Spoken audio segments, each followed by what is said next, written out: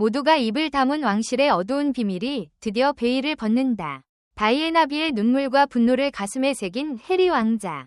40년의 침묵 끝에 감춰둔 칼날을 꺼내들다.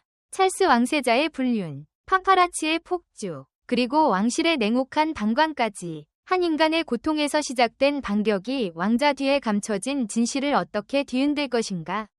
지금 바로 영상에서 확인하세요. 충격 고백과 숨막히는 폭로가 기다리고 있습니다. 영상이 마음에 드셨다면 좋아요 1개와 구독 1개 부탁드려요. 모두들 정말 감사합니다. 왕실 역사상 최고 스캔들은 이렇게 시작되었다. 1997년 9월, 전 세계가 충격에 빠진 날이었다. 영국의 국민의 왕비 다이애나 비가 불과 35세의 나이로 세상을 떠난 것이다. 그녀의 장례식 현장은 장엄함 그 자체였다. 런던 전역의 도로가 눈물로 물들었고 100만이 넘는 시민이 길거리를 가득 메우며 그녀의 관이 지나가는 길목마다 애도의 물결을 일으켰다. 그러나 그날 수많은 이들의 시선을 사로잡은 또 하나의 주인공이 있었다.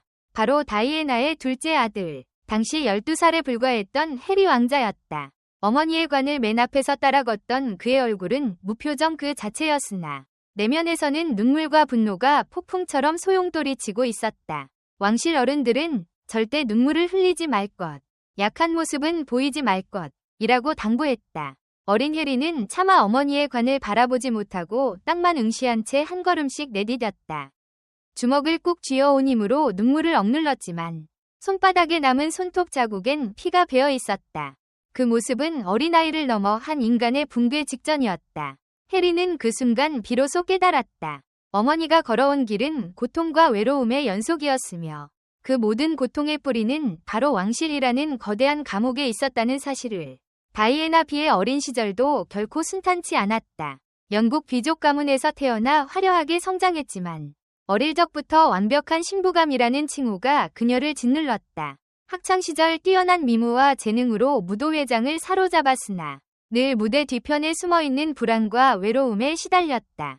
그녀는 자신만의 진짜 목소리를 찾기 위해 심리상담 공부를 시작했고 왕비가 된 뒤에도 소외된 이들을 돕고 위로하는 일에 온 열정을 쏟았다.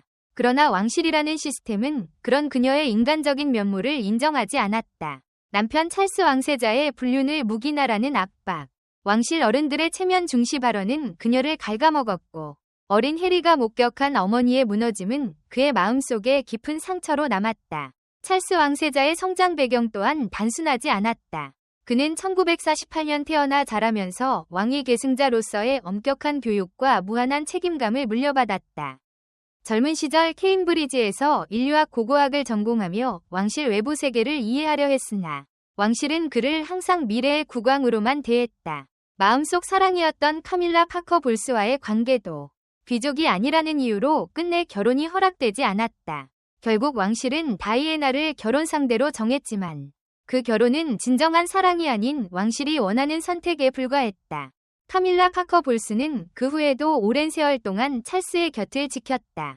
두 번의 결혼과 이혼, 대중의 비난과 오해 속에서 버림받은 여자로 낙인 찍힌 그녀는 결국 찰스와 재결합하여 왕실의 공식 석상에 등장하기에 이른다. 그 과정에서 다이애나는 심리적, 육체적으로 황폐해졌고 어린 해리는 어머니의 참담한 모습을 가까이에서 지켜보며 분노를 키워갔다.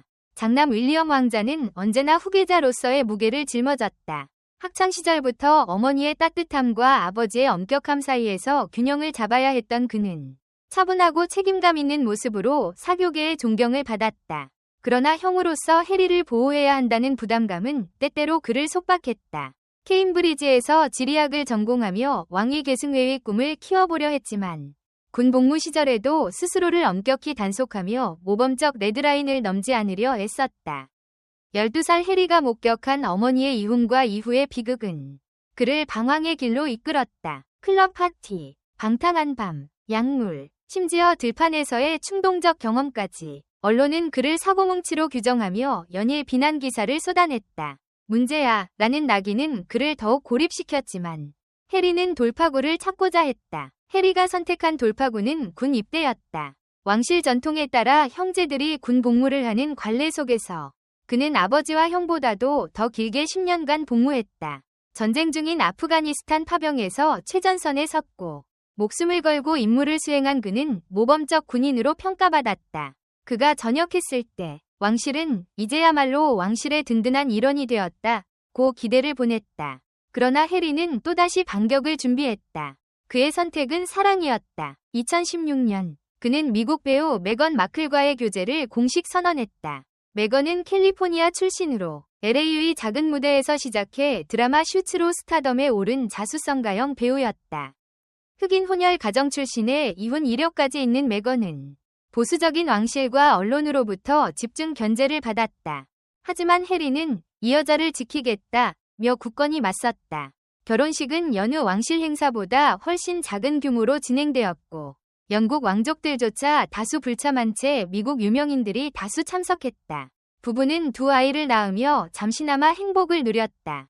그러나 2020년 해리는 인스타그램을 통해 영원히 왕실에서 독립하겠다고 발표했다.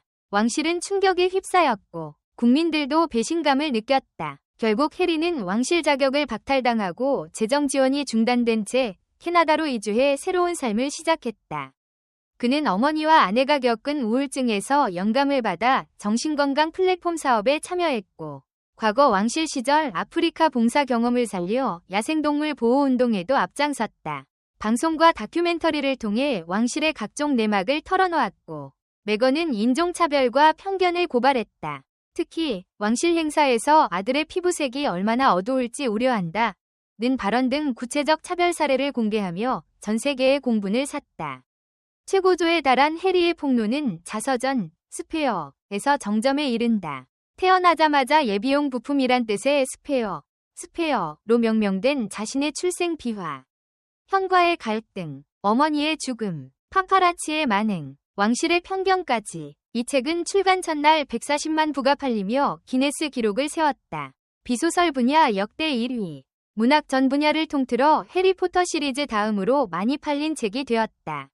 이제 해리는 왕자라는 타이틀을 스스로 내려놓고 일반인으로서 한 인간으로서의 삶을 살아간다. 그가 선택한 길은 화려한 왕관 대신 고통의 시간을 함께 견딘 이들과의 연대였으며 더 이상 혈통으로 규정되지 않는 진정한 자아를 찾아가는 여정이다. 언론의 스포트라이트에서 벗어나 어머니 다이애나의 발자취를 따라 사회적 약자와의 연대를 선택하고 정신건강 플랫폼을 통해 자신과 같은 상처를 아는 이들에게 손을 내민 그의 모습은 한때 왕실의 반항아로 낙인 찍혔던 소년에서 따뜻한 치유자로 성장한 놀라운 변화를 보여준다. 찰스 왕세자의 불륜과 왕실의 무관심 앞에서 쌓아올린 분노는 이제 개인의 존엄을 지키기 위한 용기를 불러일으켰다. 그는 자신이 겪은 역사를 세상에 알리는 데 주저하지 않으며 자서전 스페어를 통해 스페어가 아닌 한 사람으로서의 목소리를 냈다.